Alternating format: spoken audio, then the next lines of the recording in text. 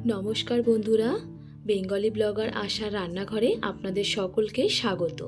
आज आमी निये चले एसेछि मिष्टिर रेसिपि, बांगालिर अति प्रिय गुलाब जामुनेर रेसिपि। गुलाब जामुन तैरी करते मावा बा खोया क्षीर किछुई प्रयोजन हबे ना। बाड़ीते थाका 2 থেকে 3টি उपकरण दिए खूब सहजेई नरम टेस्टी गुलाब जामुन बाड़ीतेई तैरी करे नेওয়া যায়। आसुन ताहले देखे नेওয়া যাক आमी किभाबे এই गुलाब जामुन बाड़ीते तैरी करेছি।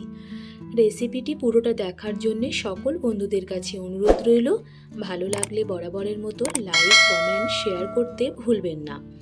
गुलाब जामुन तैरी करे नेওয়ার जोन्नो आमी एकटा बाटी निয়েছি, तार मध्य 3 टेबिल चामच मयदा निये निलाम। गुलाब जामुन तैरी करे नेওয়ার जोन्नो आमी समस्त उपकरण जा जा व्यवहार करेছি सबकिछुई आपनारा कम बा बेशी करे निते पारेन। 4 टेबिल चामच मयदार मध्य आमी हाफ टीस्पुनेर एकटू कम निलाम बेकिंग पाउडार।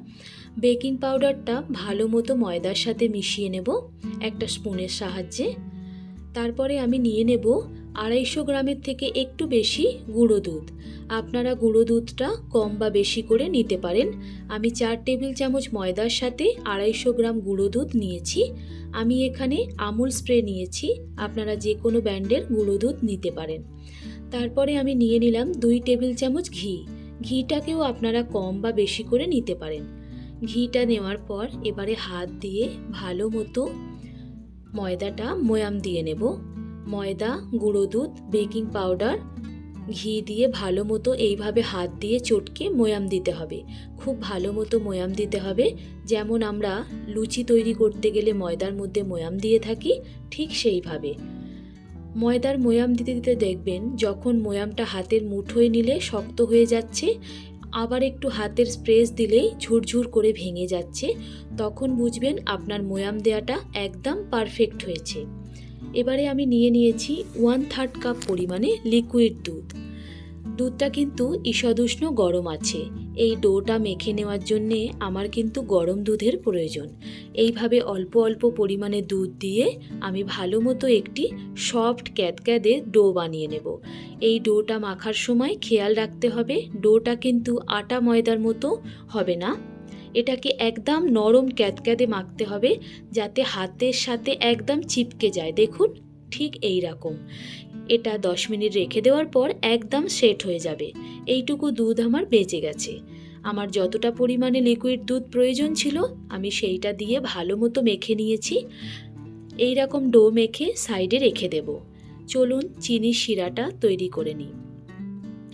কড়াই গরম করে তার মধ্যে আমি 350 গ্রাম পরিমাণে চিনি নিয়ে নিলাম। চিনিটাকে 350 গ্রাম জল দিয়ে গলতে দেব। স্পুনের সাহায্যে ভালো মতো নাড়তে চাড়তে থাকবো যাতে চিনিটা তলায় না লেগে যায়। গ্যাসের ফ্লেমটা জলটা দেওয়ার পর হাই করে দেব। এইভাবে জলটা মিশিয়ে দিয়ে আমি এবারে একটি খুন্তির সাহায্যে ক্রমাগত নাড়াচাড়া করব যাতে চিনিটা খুব তাড়াতাড়ি গলে গিয়ে ফুটে ওঠে। আমাদের এখানে কিন্তু একতারে শিরা বানাতে হবে না, যেমন আমরা চিনির রস বা চিনির শিরা বানাই ঠিক সেই রকমই বানাতে হবে।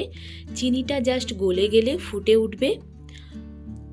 এই রকম ভাবে নাড়তে চাড়তে চিনির রসটা যেই ফুটতে শুরু করবে তখন এর মধ্যে দিয়ে দেব 2টো গোটা এলাচ ফাটিয়ে নেওয়া, হাফ টিস্পুন গোলাপ জল যাতে এর মধ্যে খুব ভালো সুগন্ধ আসে।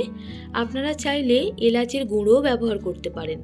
তারপরে দিয়ে দেব 1 টেবিল চামচ ভিনিগার যাতে চিনির শিরাটা ক্রিস্টালাইজ না হয় বা চিনির শিরাটা জমাট না বাঁধে, তার জন্যে আমি ভিনিগার নেব।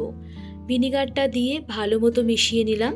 তারপরে 1 চিমটে কেশর দিয়ে দেব, খুব ভালো মতো যাতে কালার হয় আর সুগন্ধ আসে। এইভাবে 4 থেকে 5 মিনিট মতো ভালো মতো ফুটিয়ে নেব। চিনির শিরাটা ভালো মতো চটচটে হয়ে আসবে, হাতের মধ্যে নিলে বুঝতে পারবেন যেমন একটু তেল নিলে হাতে চিপচিপ করে ঠিক সেই রকম নিয়ে নিতে হবে, বানিয়ে নিতে হবে। এবারে গ্যাসের ফ্লেমটা বন্ধ করে নিলাম। 4 থেকে 5 মিনিট হয়ে গেছে। এদিকে যে ডোটা মেখে রেখেছিলাম দেখুন একদম আঠালো মেখেছিলাম, এখন কত সুন্দরভাবে সেট হয়ে গেছে। এবারে ভালো মতো হাত দিয়ে আরও একবার ঠেসে নিয়ে হাতের মধ্যে একটু ঘি লাগিয়ে একটা স্পুনের সাহায্যে গোল গোল আমি কেটে নিচ্ছি। হাতের মধ্যে এইভাবে 2 হাতের প্রেস করে একদম গোলাকার বানাবার চেষ্টা করব। আমি এখানে নিখুঁত গোল বানাবার চেষ্টা করব। খেয়াল রাখতে হবে গোলাপ জামুনের গায়ে যেন কোনো ফাটল না ধরে বা ভেজে নেওয়ার পরও যেন কোনো ফাটল না আসে, তার জন্যে একটু সময় নিয়ে আমাকে গোলাকার বানাতে হবে। এইভাবে আমি হাতের তালুর মধ্যে রেখে একটু সময় নিয়ে সমস্ত গোলাপ জামুনের বলগুলো তৈরি করে নিলাম। আমার সমস্ত বলগুলো তৈরি হয়ে গেছে। কড়াইয়ের মধ্যে কিছুটা পরিমাণে রিফাইন্ড অয়েল গরম করে নিয়েছি। আপনারা আপনাদের প্রয়োজন মতো রিফাইন্ড অয়েল নিয়ে নেবেন।